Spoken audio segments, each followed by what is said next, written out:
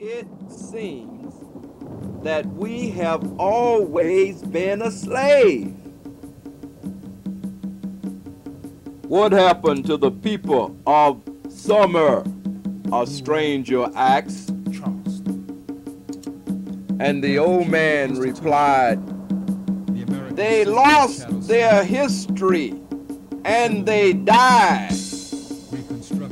Every now and then, we as a people are blessed with the presence of greatness, a spirit returning from the Ancient of Days, a spirit who has been entrusted to carry the blood and the memory of our hearts and souls, one whose dedication, commitment, and endurance is unparalleled. He is the keeper of the records, the griot, the teacher, the one who reflects the past and lights the future. His responsibility is to resurrect the dead.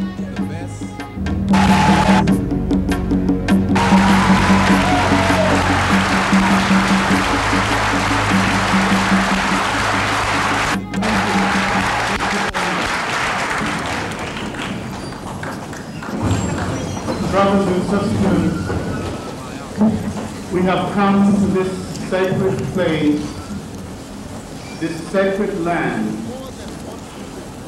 made sacred by the history that unfolds here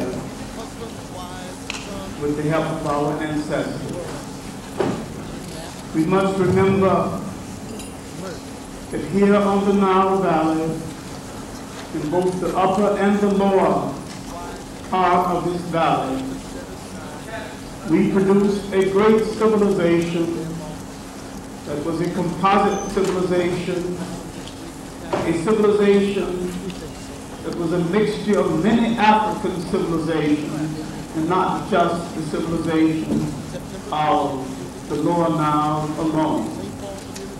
We produced that civilization in full before the first invader, before the first European war eschewed, lived in a house that had a window.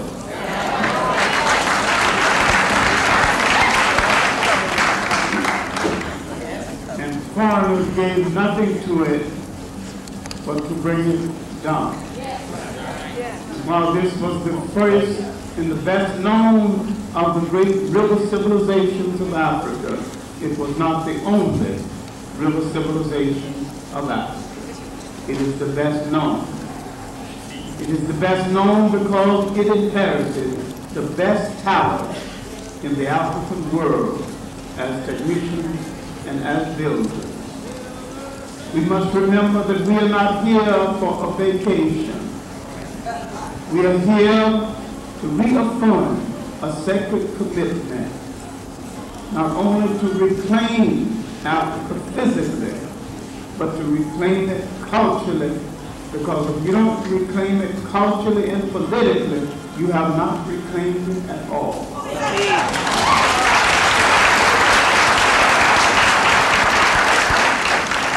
With this said, I am pleased to announce that this 4th annual conference of the Society for the Study of Classical African Civilization is over.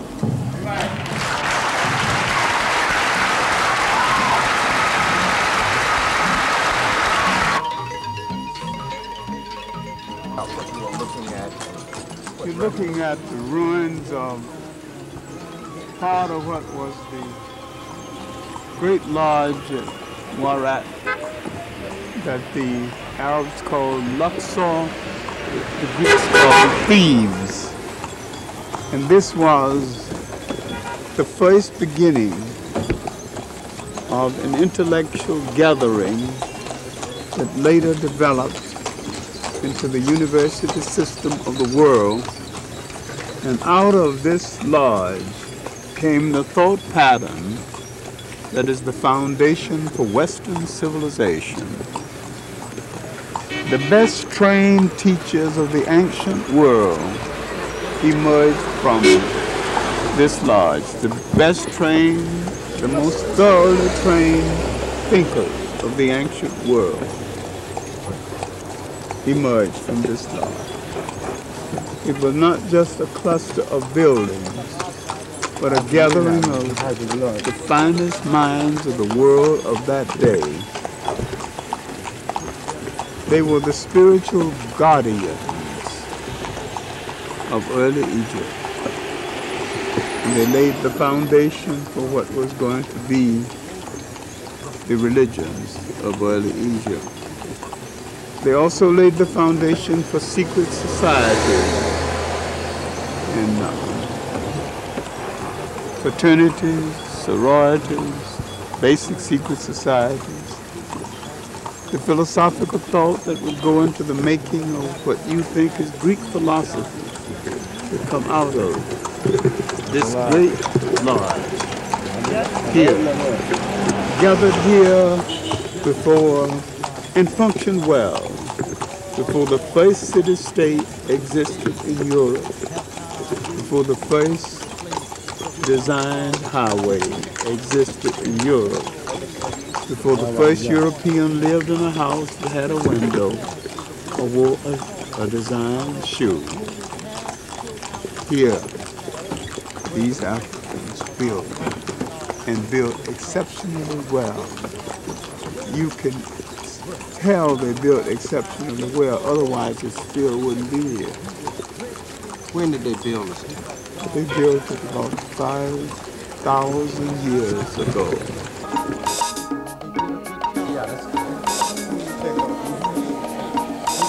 The significance of Abydos is that, by all fairness, this was our Jerusalem, and it existed over 3,000 years before Jerusalem, and it is still in basically its original form. It was a spiritual city.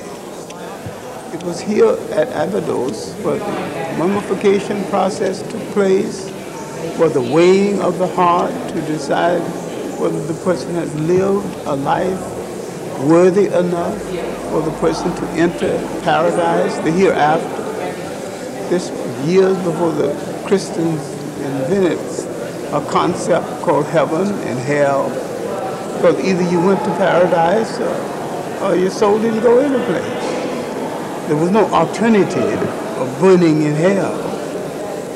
You either went to paradise or your soul wasn't worthy to, you either worthy to enter or you're not worthy to enter. More important is that in its structure and in its design, it is still in its original form. Jerusalem has been destroyed by different conquerors and rebuilt several times. This has not been destroyed. And most of the great kings rallied here. This was almost a place where the record of the kings, the pharaohs, were kept. That's that whip. Building, look at each column has writing on it. Each wall has writing on it. This was before electricity, before the flashlight. How could anyone see that well? Those fine details that you see. Again, this was the best recorded age in the history of the world. These were the wisest, the most literal thinking people ever. And that we are still children in comparison to where they went. So Abydos is truly the holy city of the African people all over the world, not Jerusalem, which is an artificial city in comparison. And when there's nothing in Jerusalem compared with even one of these columns, and that the building of this temple and other temples indicate the greatest organization of labor in world history. And this organization of labor went into the organization of the state. The nation state had to start with the organization of labor for the nation state. And there's no use bringing up a concept about anything being built by slaves. Slaves are never this skillful. Slaves can never build this way. No slaves in history ever built anything as fine artistically as fine as what you see around here.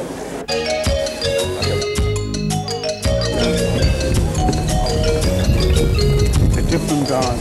When you live as long as the ancient Egyptians, you can change religions many times, and you can change God many times. And you can do it without conflict. As the West, when they change gods and religions, they got to have a bloody war. Look at the camera. These people do not have to have a bloody war in order to change gods. And besides, they didn't use the word God that much anyway, because what they were dealing with is the universal spirituality that belonged to all men and all people, and including the cockroach, including the ant, including the worm, including the tree. So they didn't have to break it down into denominations because of the universal.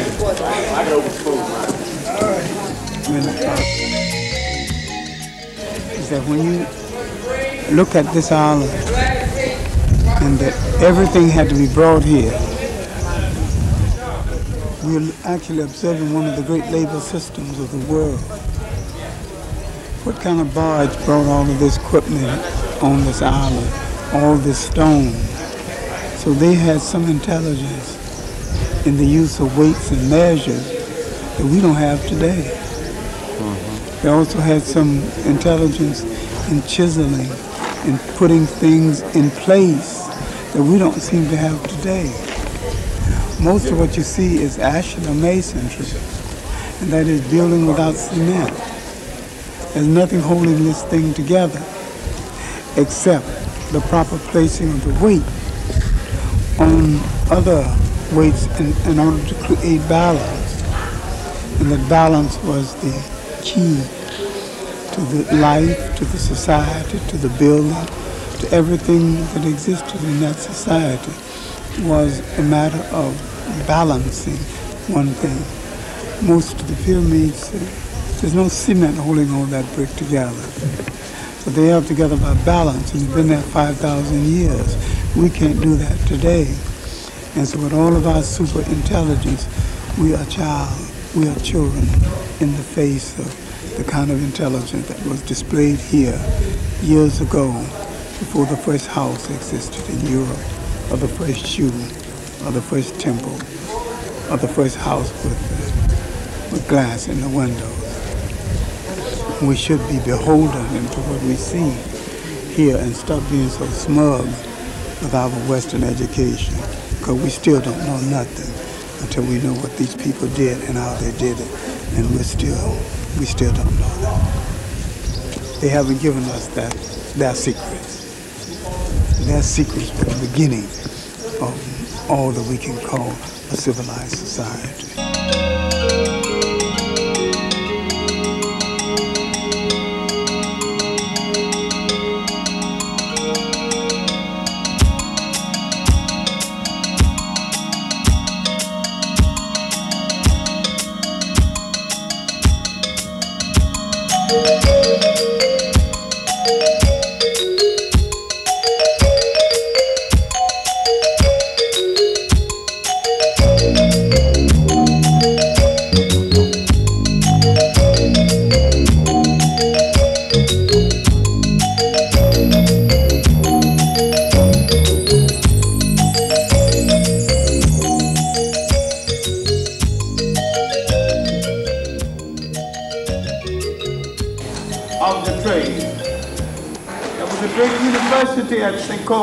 In Timbuktu, and that university was so good, Arabs and others coming down to get jobs couldn't get employment there because all the master teachers had to teach 10 subjects well.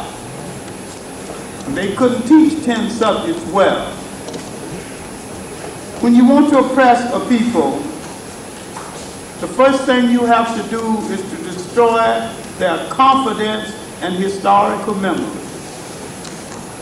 And first on our agenda is to get back our sense of being a historical people and stop answering to the word minority.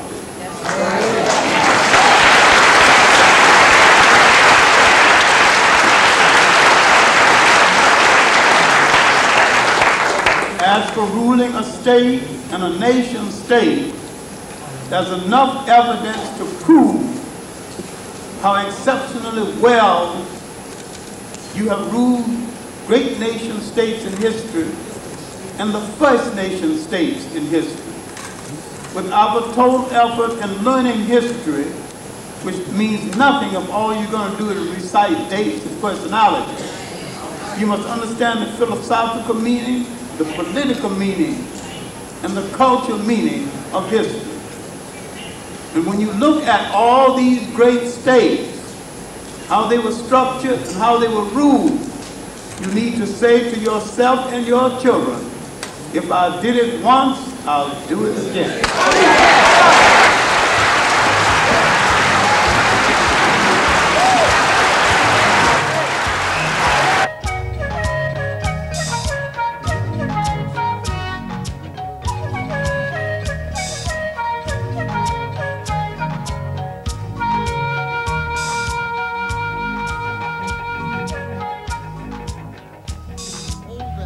You will always be, as you continue to be in our lives, in our hearts, in our minds. For you, yours is the great giver. And as you continue on life's path, rubbing elbows and mind flowing with our greatest heroines and heroes, of which you are one. With the history and work you have done, oh yes, to know you we have been blessed. I, dear conceiver, African heritage retriever, high achiever you are. You made us all a believer, knowledge giver. You would really deliver on all you set forth. Always, always we find you in our community, giving something back, a pace setter. They don't come any better. No, no, no, they don't come any better. Respected elder you are, courageous counselor. Dr. Clarke, much love, much love. To you we send much love, a dedicated and devoted parent, and a true and special friend. We love you. We love you always.